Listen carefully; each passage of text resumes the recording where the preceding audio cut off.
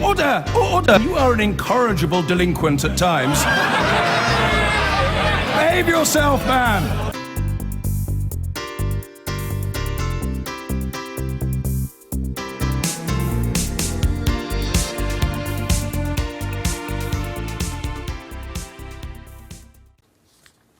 It's taken 6 years so far, cost more than £10 million and will run to an epic 2 million words. Today, the publication date for the long-awaited Chilcot report into the Iraq War was announced, and there's another delay. It won't be made public until June or July next year. Relatives of British servicemen and women killed in the conflict and David Cameron, who's been attending a summit in Iceland, have expressed their disappointment. Our political editor, Laura Koonsberg, has more. 12 years since the bombs fell. 6 years since British troops left. To send an absolutely powerful and unremitting message. And 5 years since this inquiry was first due. Now for the families of the 179 servicemen and women who lost their lives. At least another 6 months to wait. Maybe it was the news of another delay that made them have to wait for our Prime Minister. This European summit was a friendly affair, but David Cameron's anger about the inquiry was plain. Prime Minister, you've said previously you're frustrated by the very slow progress of the Iraq inquiry. We now know it's going to be another 7 or 8 months before it's published. Is that acceptable? I am immensely frustrated by the slowness and the amount of time that it has taken. And I'm not frustrated on my own behalf. I'm frustrated for the mums and the dads who lost loved ones and who want to know what happened and why it happened and want to make sure that the lessons are learned. What I can say for my own part is as soon as this report arrives on my desk, I will move as quickly as I possibly can to publish it. The question was always controversial, how and why we went to war, but the time it's taking didn't need to be. Sir John blames the sheer size of the report, 2 million words, but for the families who lost loved ones, the delay brings new grief. A lot of the families are actually beginning to suffer through it now. A lot of them are actually beginning to suffer with depression, and they just really want this. Myself, it's been really hard because I keep thinking, right, this will be the day, then I can maybe try and move forward a bit. The Prime Minister has been urging the inquiry to go faster. The government's clearly very irritated by the publication of this report dragging on and on. But its eventual publication isn't about his reputation, but the mistakes and misjudgments of governments past. Tony Blair's known it's coming for months. Around 40 people in the draft have had a chance to answer accusations before it's final. That process isn't finished, but the arguments rage.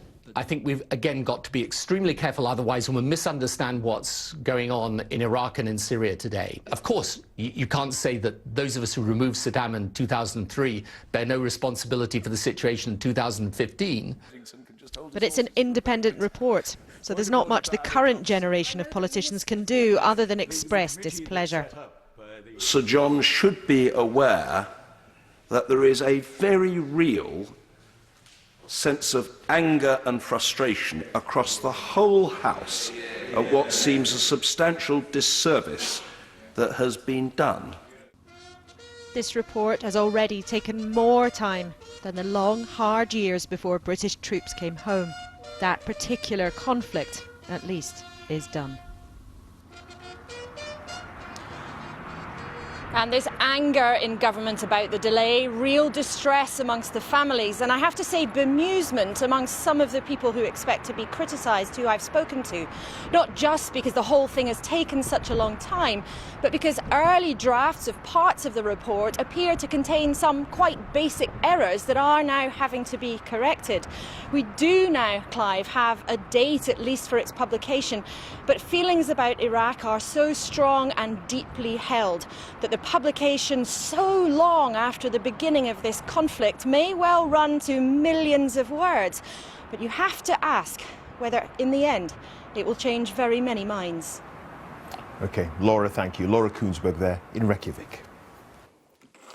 Now, more than 6 years after the Iraq War inquiry was first announced, we've finally been given a date for the report's publication. Well, sort of. Sir John Chilcot says he'll hand it to the government next April, though it won't be made public until June or perhaps July, and it will be a small matter of 2 million words long.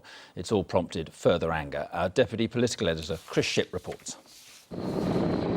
Should an inquiry into a war which lasted 6 years take 7 years to complete? British troops left Iraq in 2009. By that time, it had killed 179 men and women from this country and largely trashed the reputation of the Prime Minister who authorised it. In 2003, Peter Brierley lost his son. Never did he expect the inquiry into the invasion which killed Sean to take this long.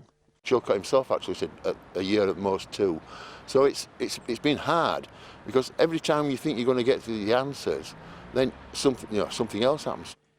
Only Sir John Chilcot himself knows why his inquiry has taken so long. In his letter to the Prime Minister today, Sir John said his report will need at least 2 months of national security checks after completion in April. It will be more than 2 million words long, so we should not expect publication before June or July 2016. I am immensely frustrated by the slowness and the amount of time that it has taken. And I'm not frustrated on my own behalf. I'm frustrated for the mums and the dads who lost loved ones. It is frustration shared by many MPs who allowed the Commons Speaker today to express it rather sharply on their behalf.